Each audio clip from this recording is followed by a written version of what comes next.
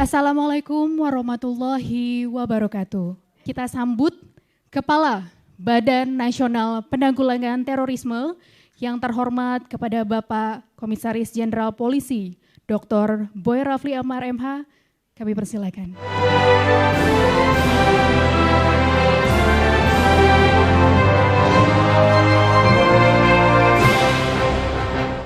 Nah Pak, seperti yang kita ketahui kan Pak, kalau BNPT itu memang banyak sekali program-program prioritasnya yang sudah dikenal oleh masyarakat, terutama seperti pencegahan, itu ada kontra radikalisasi dan juga deradikalisasi. Namun BNPT juga mempunyai program prioritas lain Pak, yang tidak kalah pentingnya, bahkan ini menyangkut hajat hidup orang seperti korban terorisme, yaitu pemulihan dan juga pelindungan terhadap korban terorisme itu sendiri. Dan BNPT juga pada tahun 2017 ya Pak sudah ada subdirektorat yang memang khusus menangani pemulihan korban aksi terorisme itu sendiri. Mohon izin Bapak, nah bagaimana Pak tepatnya program perlindungan terhadap korban terorisme itu sendiri, bagaimana bisa menyentuh dari korban itu sendiri Pak? Baik, terima kasih. Assalamualaikum warahmatullahi wabarakatuh. Terima kasih Ayu, moderator kita pada siang hari ini yang tentunya kita hormati. Pertama-tama perkenan saya menyapa tamu-tamu kita dulu. Sini ada dari LPSK, dari Yayasan Maria Monique Laswis Foundation, dengan juga tentunya penyintas sendiri. Ini merupakan bagian dari kegiatan perlindungan terhadap para korban yang masih berkelanjutan dilaksanakan oleh BNPT bekerja sama dengan LPSK. Jadi lembaga perlindungan saksi dan korban, LPSK juga memiliki program yang sama, namun demikian memiliki keterbatasan. Keterbatasan dalam periode waktu, keterbatasan juga dalam bentuk bantuan terhadap para korban, terutama hal-hal yang berkaitan masalah kompensasi psikososial yang dapat diberikan. Nah, pada kesempatan ini adalah bentuk pemulihan terhadap korban berkaitan dengan masalah yang di luar dari program LPSK dan program BNPT sendiri. Jadi BNPT hari ini lebih kepada sebagai fasilitator, mencoba untuk mengakomodir respon kepedulian yang diberikan oleh masyarakat. Jadi ini adalah bentuk kepedulian dari civil society. Ingin kita sampaikan di sini bahwa teman-teman kita yang pertama yang menjadi penyintas dari kejahatan terorisme ini tentu menjadi kepedulian kita bersama, bukan dari unsur negara saja, tapi bagaimana unsur masyarakat juga bisa memberikan support. Baik Pak, benar sekali Bapak dan Ibu sekalian yang disampaikan oleh Bapak Kepala BNPT bahwa dalam pemulihan korban aksi terorisme ini memang BNPT tidak dapat bekerja sendiri ya Pak ya, tetapi juga membutuhkan kementerian lembaga lain dan juga elemen-elemen masyarakat yang mempunyai kepedulian terhadap korban terorisme. Baik Bapak, dan salah satunya Pak, mitra strategis BNPT khususnya dalam program pemulihan dan pelindungan korban, yaitu dari Lembaga Perlindungan Saksi dan Korban. Seperti kita tahu pada bulan Mei lalu ya Pak ya, kita sudah menandatangani nota kesepahaman tentang perlindungan terhadap korban, saksi, pelapor, dan ahli tindak pidana terorisme. Maka dari itu kita undang ke depan perwakilan dari Lembaga Perlindungan Saksi dan Korban untuk bergabung bersama kita. Dengan hormat kepada Bapak Brigjen Pol Purnawirawan Dr. Ahmadi, kami persilakan Pak. Selamat siang Pak Ahmadi, sehat Pak? Seperti yang Bapak Ahmadi ketahui, kerjasama antara BNPT dan LPSK, sinergi kita sudah sangat baik dalam program pelindungan dan pemulihan korban. Nah, dari program-program tersebut Pak, nah bagaimana Pak efeknya terhadap pelayanan korban terorisme itu sudah sejauh apa? Dan harapan Bapak ke depannya sinergi antara BNPT dan LPSK dalam pemulihan korban dan juga khususnya ya Pak rehabilitasi psikososial, kompensasi, bantuan medis dan lain sebagainya seperti apa Pak? Terima kasih. Selain pelindungan fisik, hukum, kemudian pemenuhan hak prosedural dan lain pada proses persidangan, tapi juga ada bantuan. Salah satunya adalah medis, psikologis, dan psikososial. Termasuk juga pemberian kompensasi sesuai dengan mekanisme undang-undang. Kemudian LPSK tentu tidak bekerja sendiri. Bahkan mandatnya pun LPSK dapat bekerja sama dengan instansi terkait yang berwenang. Itu artinya kita bisa bekerja sama dengan instansi berwenang dalam rangka proses pemberian bantuan. Ini menjadi satu catatan yang penting. Kemudian dalam melaksanakan tugas wewenang, tentu dalam konteks tindak pidana terorisme ada setidaknya ada dua regulasi yang menjadi pedoman. Pertama adalah Undang-Undang LPSK itu sendiri 31/2014 dan Undang-Undang 5 tahun 2018 tentang pemberantasan pencegahan terorisme. Itu dua hal itu menjadi acuan kita semuanya. Terima kasih Bapak. Bapak dan Ibu yang berbahagia, dan masih berbicara mengenai program pelindungan terhadap korban terorisme. Tadi kepedulian tidak hanya datang dari kementerian dan lembaga ya Pak, tapi juga dari elemen masyarakat. Nah di sini sudah hadir di tengah-tengah kita Ibu Natali Sutrisna Cahya. Beliau adalah pendiri Maria Monique Laswis Foundation. Kepada Ibu Natali, mohon izin untuk bisa bergabung bersama kami di depan ini. Sehat Ibu? Ya. Baik. Nah Ibu, saya sudah sempat membaca tentang Yayasan Maria Monique Laswis ini. Nah di sini menurut saya adalah kisah yang sangat inspiratif. Dan bisa Ibu ceritakan lebih lanjut kepada Bapak dan Ibu yang ada di depan kita, bagaimanakah latar belakang berdirinya yayasan ini Bu? Apa yang saya alami dengan Yayasan Maria Monique Laswis, yaitu saya pernah punya sebuah kisah yang sangat luar biasa, yang mana hanya Tuhan yang mengatur semua ini. Anak sematawayang saya yang bernama Maria Monique meninggal di Singapura di tahun 2006.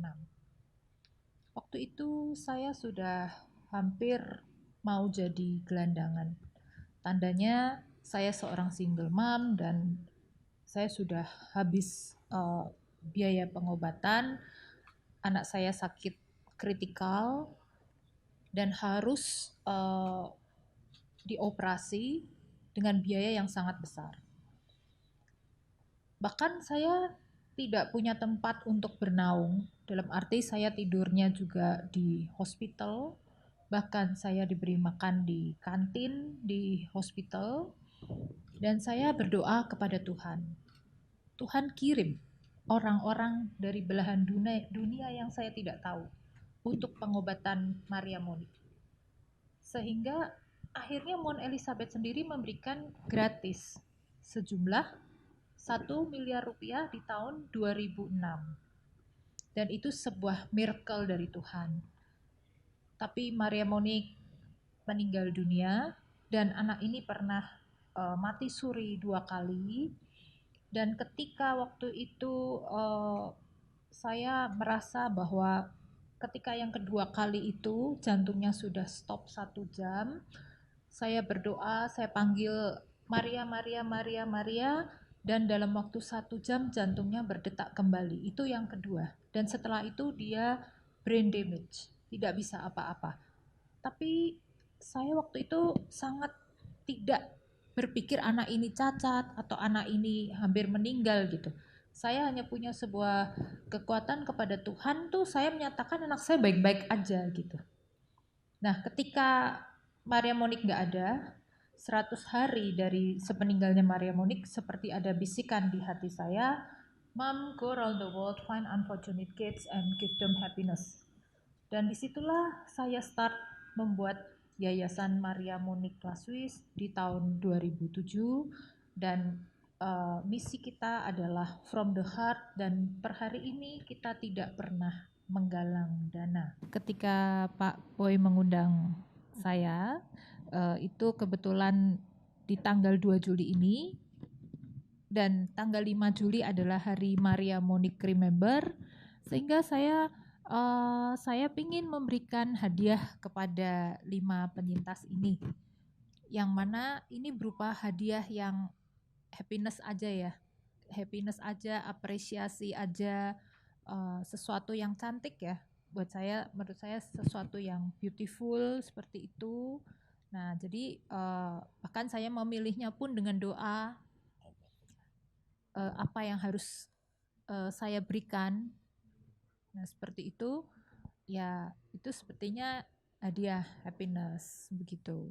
Merupakan sebuah inspirasi ya Bu, dan perjuangan seorang ibu di mana saat beliau kesusahan atau menderita tapi tetap membantu sesamanya. Sekali lagi kita beri aplaus yang meriah untuk Ibu Natali.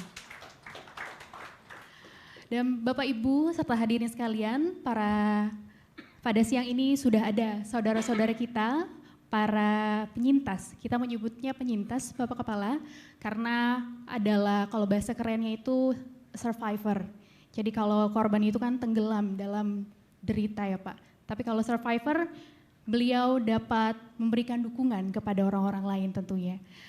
Dan dengan keberanian yang luar biasa itu, makanya kita sebut mereka adalah penyintas. Dan akan berbagi kisah bersama kita semua, yang kemarin kita sudah bergabung melalui video conference ya Bapak. Dan sekarang sudah ada 5 orang yang sudah bertatap muka dengan kita. Saya Inspektur 1 Polisi Dedi Madiun, korban bom Tamrin, tanggal 14 Januari tahun 2016. Mohon izin, saya Bribda Muhammad Fuji Saputra. Nama saya Vivi Normansari, saya korban bom Joy Marriott Hotel pada tahun 2003. Terima kasih. Terima kasih. Nama saya Sucipto Hariwibowo, korban bom Kuningan, tepatnya depan Kedutaan Australia tahun 2004 di Jakarta. Terima kasih. Saya Tony Sumarno, saya korban tindak kekerasan terorisme pada Hotel JW Marriott tahun 2003. Berkenan untuk bergabung bersama kami Bapak Tony untuk mewakili penyintas pada hari ini untuk berbincang secara lebih lanjut tentang pengalaman Bapak. Kepada Bapak Tony kami persilahkan untuk bergabung bersama kami Pak. Saya Tony Sumarno, korban tindak kekerasan terorisme tahun 2003, tepatnya di Hotel JW Marriott.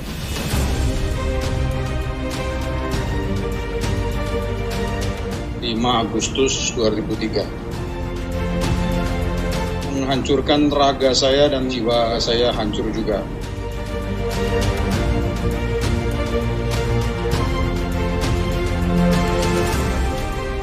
Saya 3 malam dalam kondisi koma saat itu dan hampir 7 bulan saya tinggal di rumah sakit Pertamina.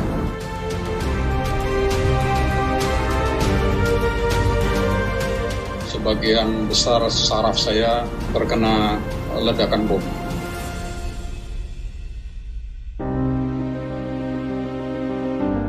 Banyak sekali saya diajak BNPT untuk membantu BNPT melawan radikalisme, untuk bagaimana caranya, bagaimana supaya kejadian yang saya alami tidak terjadi lagi kepada orang lain.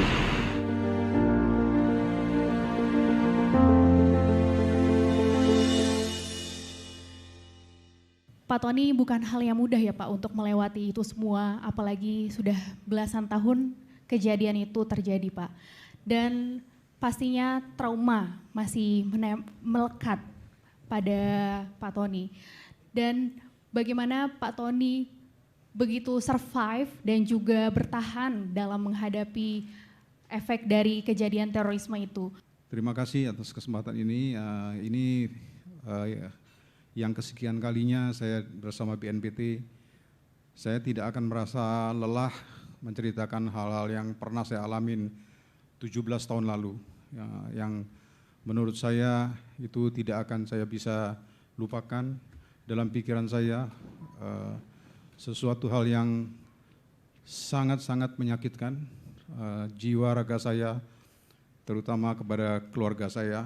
Dan yang paling utama sebetulnya juga yang tidak kalah pentingnya adalah saya kehilangan pekerjaan saya yang saya sudah rintis hampir selama 16 tahun. Siang hari itu saya ada lunch meeting di JW Marriott dengan beberapa klien saya. Dan saya ada 2 pertemuan. Saya pertemuan dengan klien saya dan kebetulan saya ada pertemuan dengan Ibu Miranda Gultom. Dan waktu itu Bu Miranda Gultom itu karena selamat karena beliau kena macet di samping hotel. Jadi alhamdulillah beliau sampai sekarang juga sehat. Jadi itu peristiwa sebetulnya secara tidak sengaja saya alami dan dan waktu itu sebetulnya saya sudah merasa tidak enak waktu itu mau ke hotel itu. Saya dengan terpaksa karena saya mengantar tamu saya, klien saya untuk makan siang. Jadi saya terburu-buru sampai sana, sudah penuh dan meja saya adalah meja satu-satunya yang masih kosong. Jadi begitu saya duduk, saya baru silahkan tamu saya untuk silakan duduk, itu bom meledak. Dan saya pikir waktu itu adalah kitchen yang meledak. Karena biasanya kalau di kitchen itu kan ada tabung gas, ternyata ledakannya luar biasa. Yang saya rasakan waktu itu adalah bola api yang datang kepada saya, karena itu bola api itu luar biasa besarnya. Jadi yang saya alami adalah luka saya yang degree-nya 2 dalam, jadi saraf saya kena, kanan kiri saya, punggung saya semua terbakar, dan saya kebetulan kejatuhan lampu chandelier itu, selingnya itu putus dan kena kepala saya. Dan itu yang membuat saya koma selama 3 malam. Dan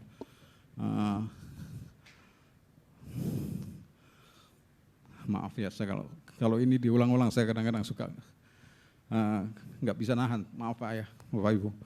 Jadi itu kejadian itu saya ceritakan ke Bapak Ibu sekalian, mohon doanya Bapak Ibu sekalian, saya sudah bisa sharing di sini, mohon doanya agar kejadian yang saya alami tidak akan terjadi lagi. Terima kasih. Assalamualaikum warahmatullahi wabarakatuh. Waalaikumsalam warahmatullahi wabarakatuh. Terima kasih kepada Bapak Tony. Mudah-mudahan Pak Kepala tidak ada kejadian teror lagi ya Pak ya, dan juga mudah-mudahan tidak ada korban terorisme selanjutnya.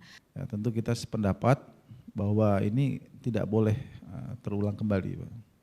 Tentu pesan-pesan doa-doanya Pak Tony ini dengan teman-teman semuanya, kita berharap Tuhan mendengar dan memberikan perlindungan kepada kita semua, dan kita tentunya bersama-sama berupaya agar kejahatan-kejahatan serupa ini tidak boleh terjadi lagi.